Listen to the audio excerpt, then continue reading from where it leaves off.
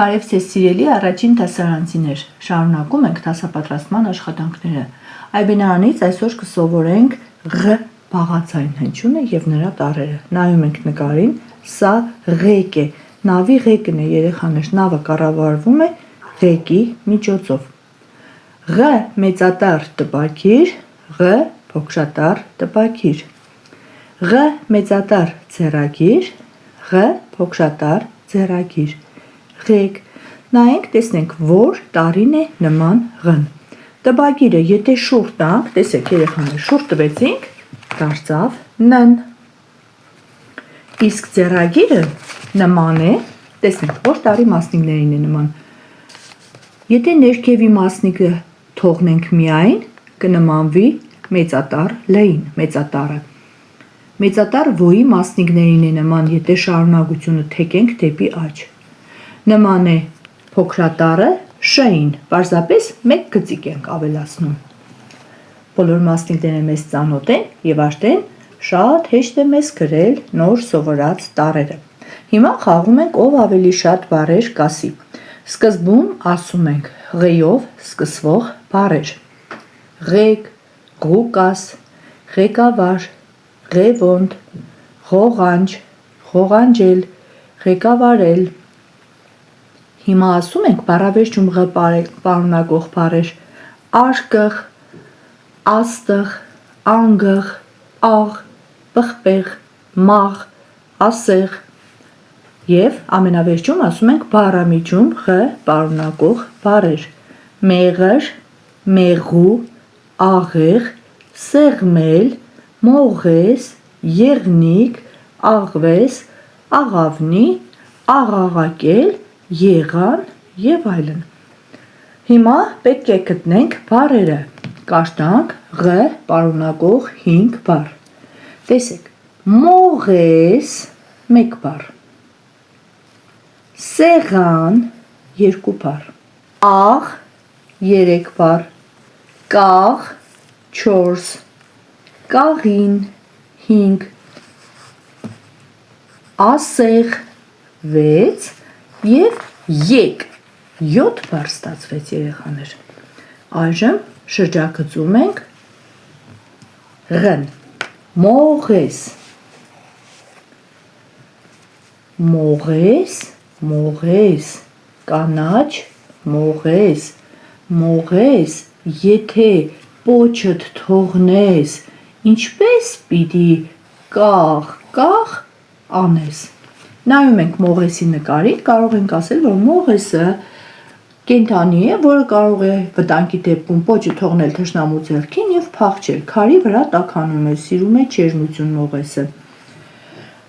Եվ նկարին նայելուց հետո, մողեսի մասին տեղեկություններ իմանալուց հետո գրում ենք ձեռագիր ղ փոքրատառ, ձեռագիր ղ մեծատառ։ Հետո կարող ենք կաղինի կորիզներով կամ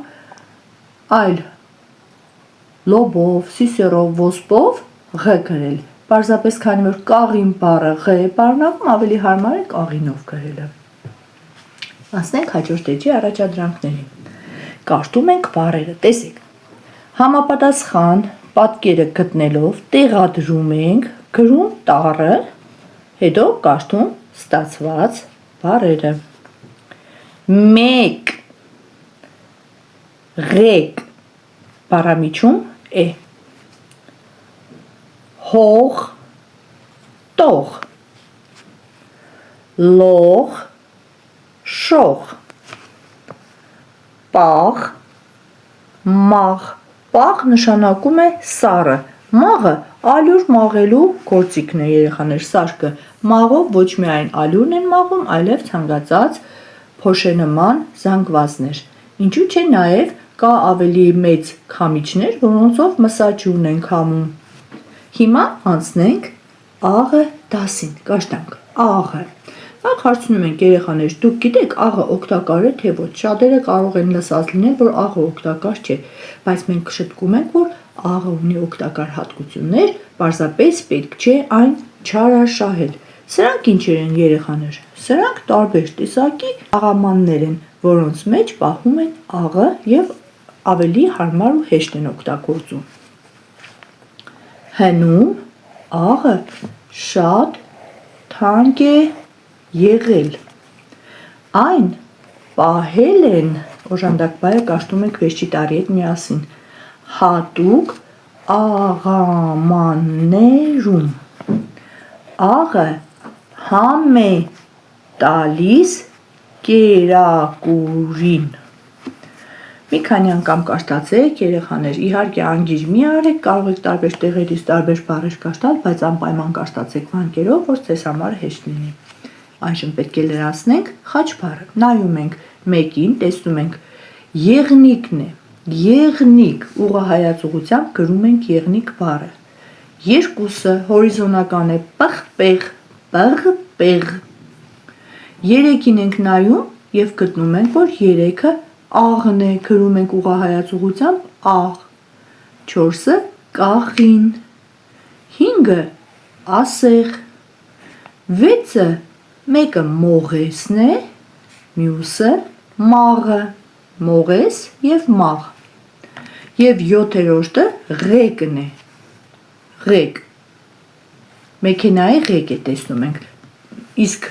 ամենասկզբում դասի մենք տեսանք նավի ղեկը երեխաներ, ուրեմն ղեկերը տարբեր են լինում, կարևորը որ նրանք կառավարում են շարժվող մեքենան, նավը կարող է լինել ինքնաթիռ, կարող է լինել նաև ավտոմեքենա։ Այսօր էլ այսքանը, կհանդիպենք հաջորդ դասին, ցտեսություն։